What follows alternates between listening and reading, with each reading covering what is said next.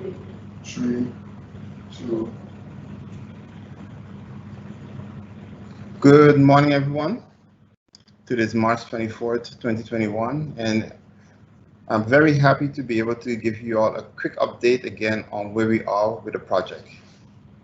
Today we'll be discussing a little bit of the milestones of what's going on with the project.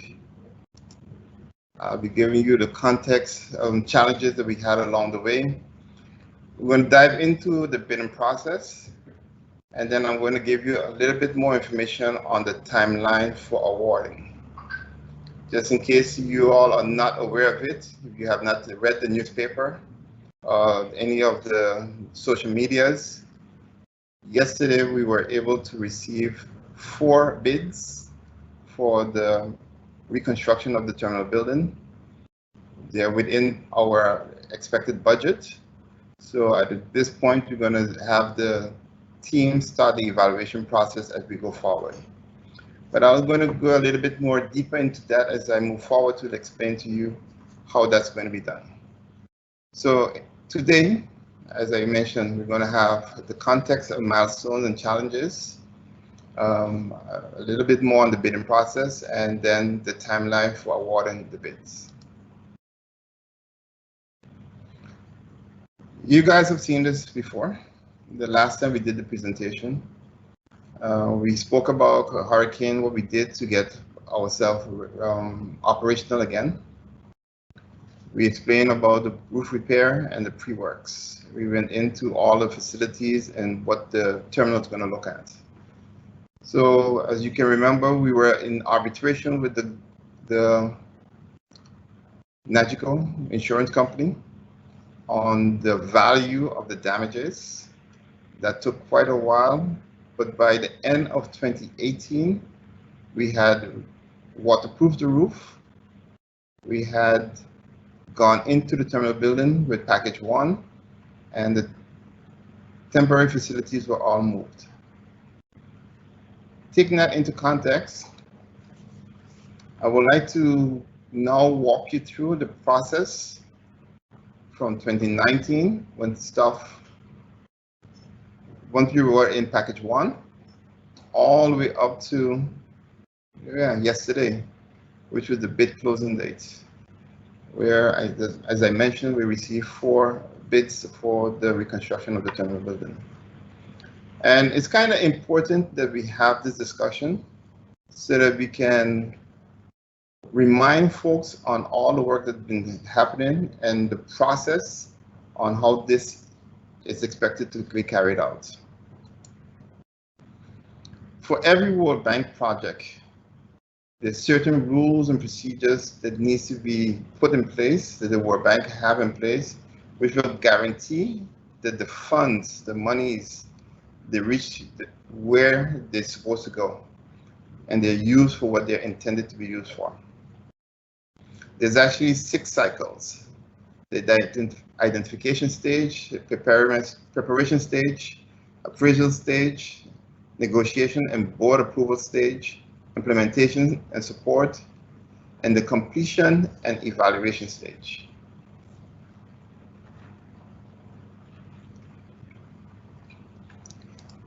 Basically, we did go through all of these.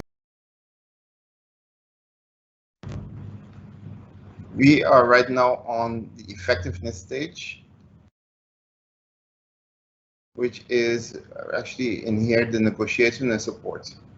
So if we take the identification, for example, it was last year, March, actually 2019, when we identified that we were going to receive the funding from the government of St. Martin via the World Bank. And at that point, they needed to identify how the monies were going to be used.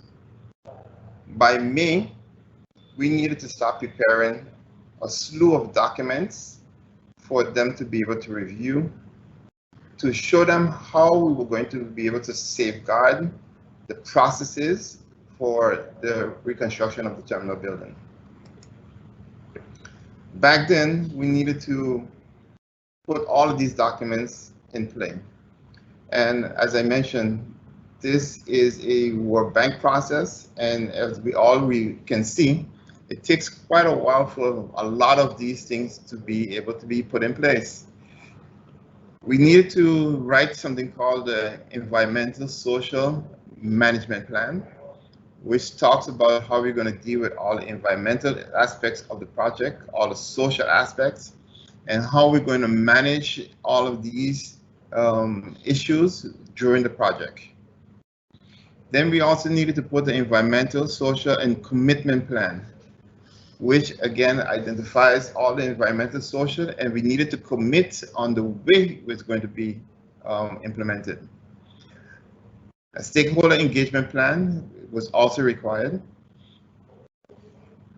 This outlined how we were going to be able to communicate the works that are being carried out and ensure that we capture all of the objectives, all of the objections from all of the persons who are stakeholders at the airport.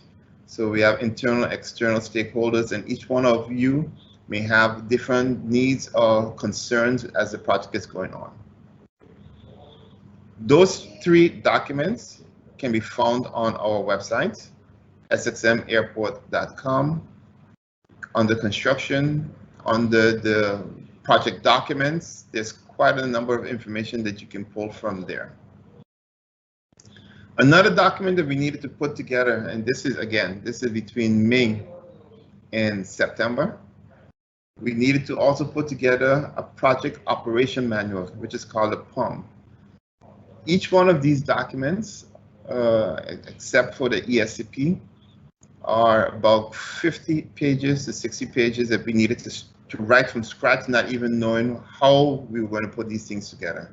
A template was put together, was given by the World Bank, and we now needed to populate it with all the information that they were requiring.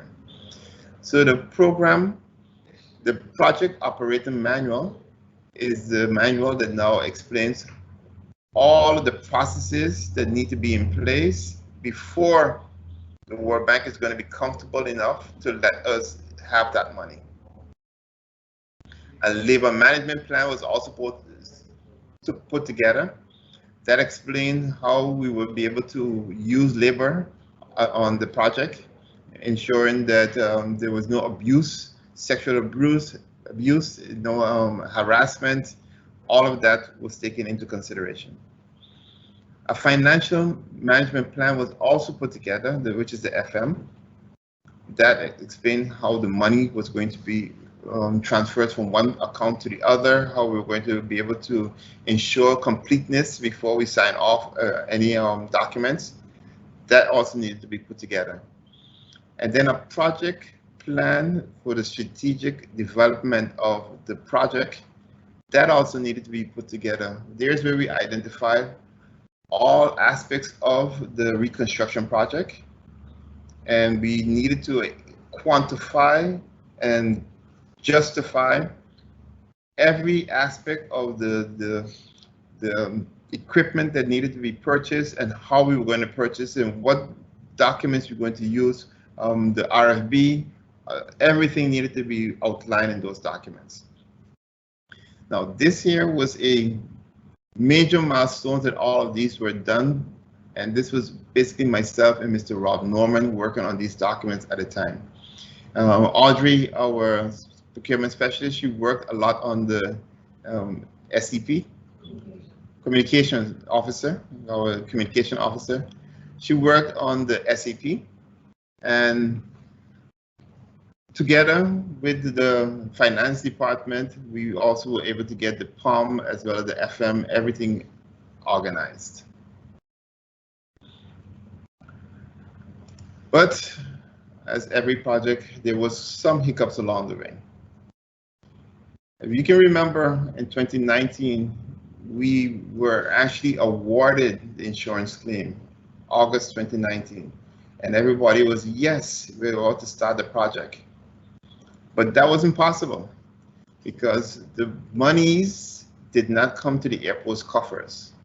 It went to the bondholders. The bondholders were not very comfortable that we were claiming, the airport was claiming, that we had damages over $100 million. We had used a lot of funds to build package 1, to repair the roof, to repair the ATC, repair the fence. We were very low numbers at the time, and we were going to now take that money to say we're going to bring back the airport operationally. They were not comfortable with that, so they said, nope, they're going to hold on to their funds until we can prove to them that we have sufficient funds to be able to build back the airport the way we envisioned it. At that time, government was also negotiating with the World Bank to allow us to get those funds.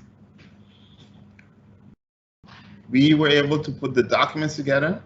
By September of 2019, all of the list of documents I just mentioned before were in a very far stage. I won't say they were finalized, but they were in a stage where the World Bank was comfortable where we were moving. And then the government fell. And when the government fell, everything came to a standstill in September again. In discussions, we know we had a new a temporary government put in place. In December, they realized that things needed to happen, so we were able to have that signature date in December with a I forget what to call it, the government, the temporary government that we had in place. And only after the election in 2020, with the new government in place, were we able to get close to the effectiveness date. The effectiveness date now is when the World Bank says, now the funds are available for us to be able to use them. Because remember, all that time, we were working from airport funds only, and we were hoping to have additional funds to be able to start the construction of the terminal building. As you can see in here, Corgan, which is our designer, after we were able to finalize with package 1, and we started working within the terminal, the airport had quite some outstanding bills to a lot of debtors. Insurance, we did not have the insurance proceeds. It was a very challenging time for us as an airport. We were able to get some bridge loans from the government of St. Martin, which was able to take us on till somewhere around September, October of that year. In April 2020, the effectiveness date, the bondholders, now that they saw the World Bank was on board, they were able to allow us to sign off with the World Bank, and the funds were released. While all of that was happening, it's very important for us to understand the personnel that was behind all of this, because the CEO did not come into play until January 2019. Myself, Mr. Rob Norman, as well as Hippel, we were brought onto the project around August of 2019. And we worked all alone, you can say, along with Corgan, our designers, on all of these documents, until January, when we were able to get some relief when the secretary joined. And eventually the safeguards person was able to be added in April, procurement officer in June, finance officer in July, and the 2 project coordinators came in August. And in case you guys are not aware of it, in January we also got an assistant project coordinator.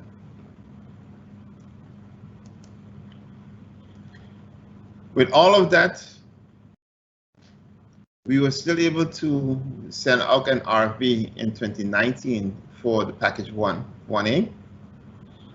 This particular project was completed by December 2019, just as we were in the season for the 2019 season. Once the procurement officer and the safeguards person was on board, we were able to send out the RFP for the supervisor engineer in June of 2020.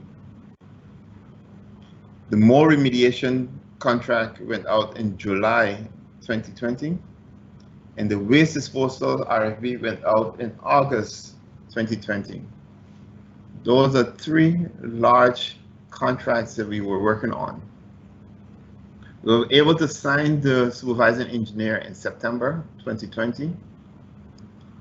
We were able to sign the pre-works, which is the sprinkler system, the waste disposal, as well as the mold remediation in November 2020.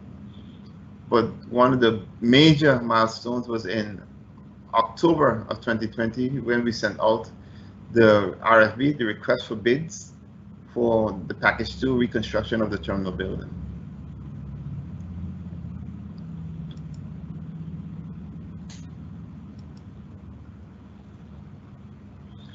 And which takes us over to this particular slide. I think you guys are well aware of this slide because we presented it the last time. We explained where we are right now with the mold remediation. They should be completed by April with the remediation in the terminal. In October, as I mentioned, we sent out the special procurement notice for the start of package 2 RFB, request for bids. We did the bid invitation with in October. I'm missing one thing in here where we had a pre-bid meeting in November. And the bids were supposed to be submitted by March, which is yesterday. Yesterday we received 4 bids from 4 major contractors. While this was happening, as I mentioned, the pre-bid meeting was done in November. We had over 300 questions were asked during that process. We were able to do it in 6 batches. We sent out one amendment which moved the date from the 12th of January to the 9th of March, sorry, 9th of February. That amendment, we instructed the bidders not to send in closed envelopes, but to send everything digitally. They had to send an encrypted bid with the password going to Baker Tilly. Baker Tilly is the accounting firm that was helping us as a witness to the process. We received the file with the documents. They received the password that would allow us to open the files. A second amendment was done from the 9th of February to the 23rd of March, which allow us to send in changes to the request for bids, the document, so that the contractors were able to incorporate that into their final tender. We are very, very, very happy to know that we did not have any issues along the way that would have stopped us from having that bid closing date on March 23rd, 2021, which was yesterday. Taking that into consideration, let me show you the base case for the evaluation that needs to be carried out. So we received the bids yesterday. We have a team now that's going to be carrying out the evaluation. They'll be evaluating the technical as well as the financials of the project, of the bids that were received. Excuse me. All right, that's better. So they will be evaluating the technical as well as the financial bids. This is going to take about 5 weeks. So we're hoping that by May, 2021, they'll be complete with the evaluation of the bids. When we talk about evaluation of the bids now, this is a very long process because there's going to be some clarifications that need to be done with those bids. If there's something in the bid that the evaluators are not sure about, they need to check. They may have back and forth communication with the bidders for them to be able to substantiate or be able to provide additional information that can be used during the evaluation. This process at the end will be an evaluation report prepared. This report has to go to the World Bank for their review. That review at the World Bank, depending on how well the document is written and how well it's justified, because as we all know, everything is transparent during the process. The World Bank may have a bit of back and forth with the evaluation team on their justification on how certain things may have been written or worded, concluded before it can be approved for use. Once that no objection is received from the World Bank, at that point we'll have a discussion with our supervisory board of directors and the steering committee, who will be able to review the notice of intention to award. This is not something that we have in private bidding. The notice of intention to award is again a safeguard within the bidding process, where we would publish a document with the awarded bidder, the bidder that we want to award the contract to, as well as all of the bids that that were not selected. That document would justify why one bidder would be chosen versus the others, why they were not selected. So it's a very technical document that needs to be very clear and transparent. That document will become known to all the bidders. So everyone will see why one bidder was chosen, as well as why they were not selected. And then we go through something called a standstill period. That's a period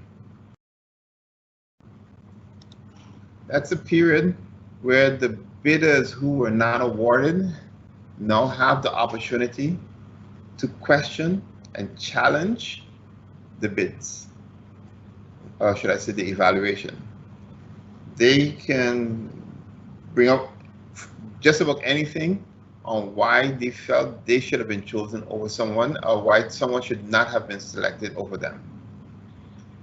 That process is a 10-day period that is given for them to be able to object, but it could take longer because we cannot award that contract if there's an objection that has not been resolved. So what I'm showing you here is the base case if everything would go as planned, but if we have longer evaluations because of justification, longer objection, no objection from the World Bank because certain things in the evaluation report that needs to be reviewed, a longer standstill period because there's a bidder that feels that they're unjust, that we were unjust with the report. All of that needs to be clarified before we can award the contract. Once we can award, at that point we can start the negotiation with the bidder, or should I say the awarded contractor at that point, so that we can actually have a sign off. And even that contract needs to be reviewed by the World Bank to ensure that certain things did not change within what we had discussed before.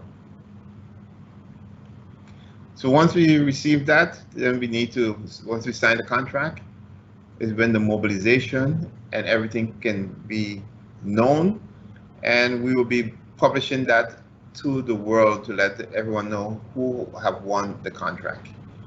So even though you may see some dates published in here, these are not hard dates because everything is depending on the process.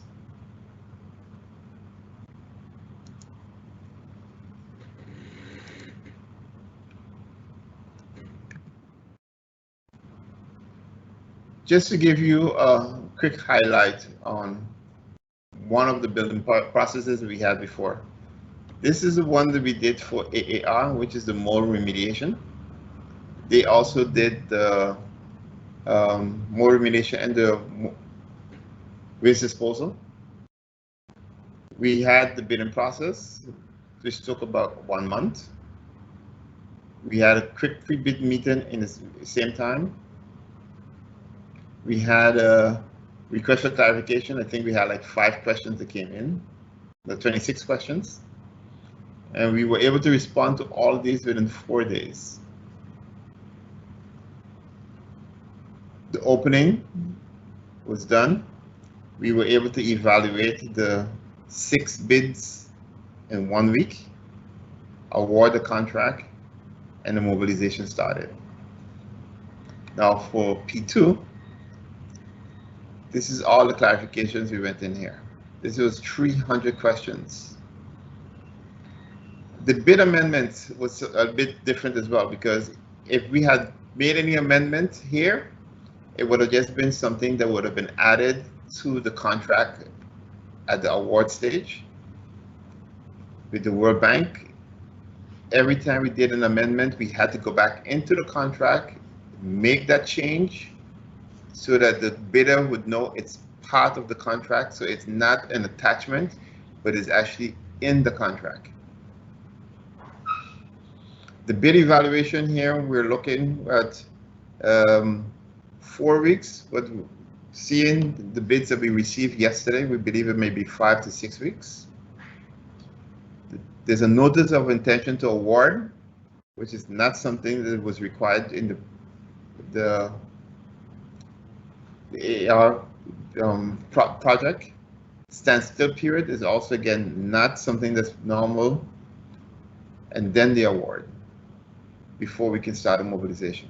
So it's quite some steps that need to be done to safeguard the project versus what is going on with a normal private bidding versus an international public bidding. I am very, at this point, I'm going to be, I think that's my last slide.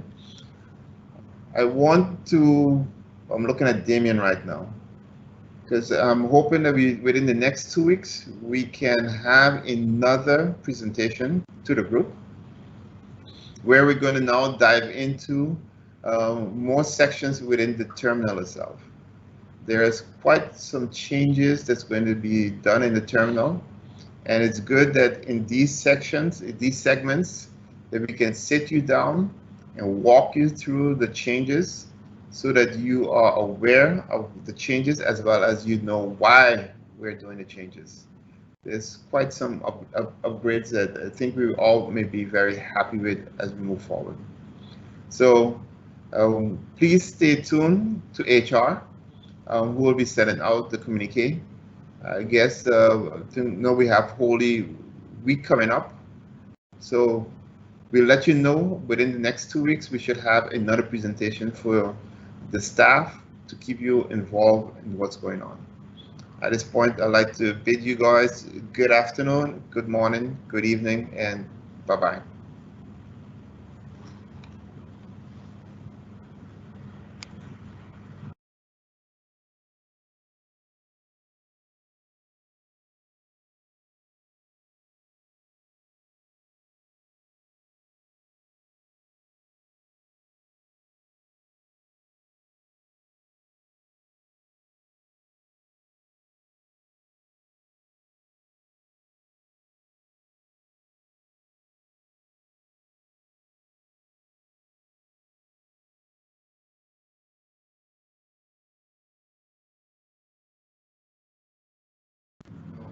I'm here being asked if there was any questions that you have to pose that I can be able to probably jump in and give an answer to.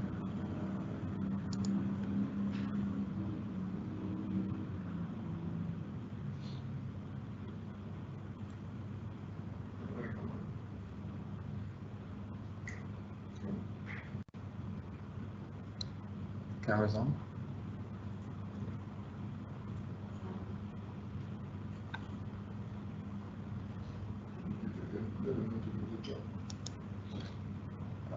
We're using Teams Live today. So if you can go into the chat and type in any questions, if there's any, on the bidding process, any of the challenges that we had.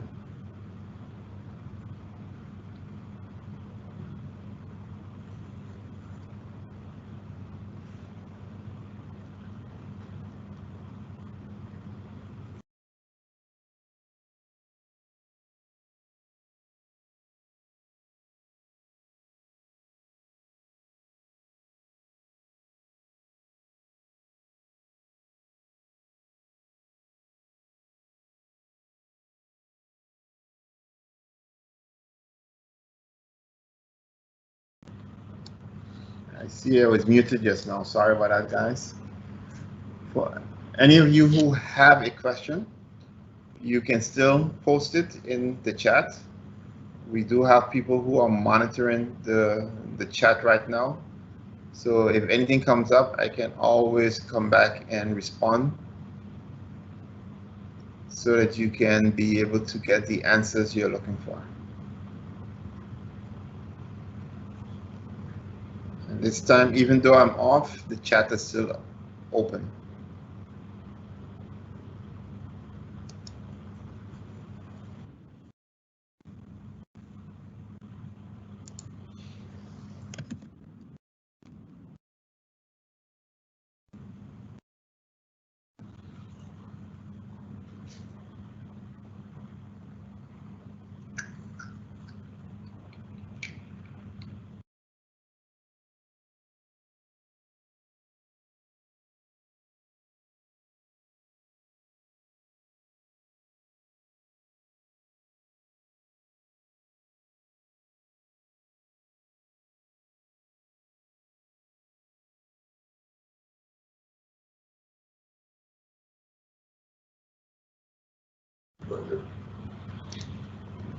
I see there's a post in the chat right now. The question is, seeing that we will soon be entering the hurricane season, is there any plans to protect the project? That is one of the safeguards that we have in the project. Each bidder, well, should I say the contractor, will need to come up with a hurricane plan, which we will review with our hurricane team. At that point, once it's approved, is that what they'll be using to protect against hurricanes? I'm expecting in that plan they would explain how they will be able to safeguard their material, how they'll make sure that the entry doors and everything are protected, and making sure that the hurricane just does not have any impact during the project. Thanks for that question.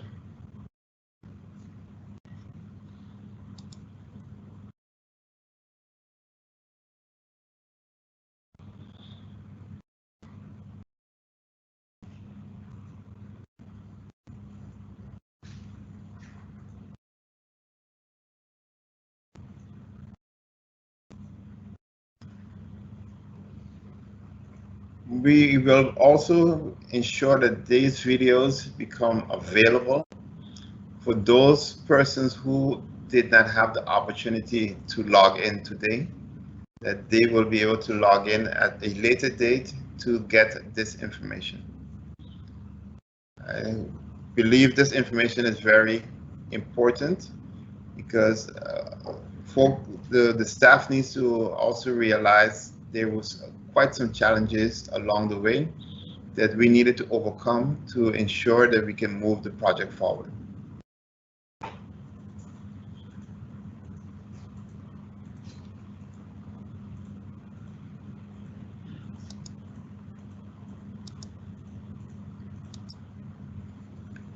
If there's no more questions, I guess we can stay on another 2 minutes as an open floor. Any other question? Maybe it may not be on what I discussed today. Is there any other question you may want quick input on? Any other topic besides the one that I discussed today? What other topic would you guys want us to be able to provide you?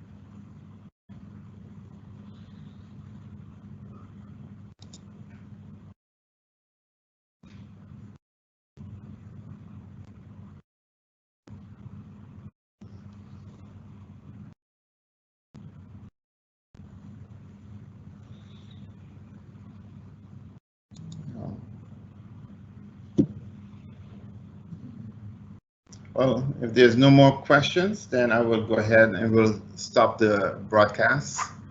And again, thank you for tuning in. Bye-bye.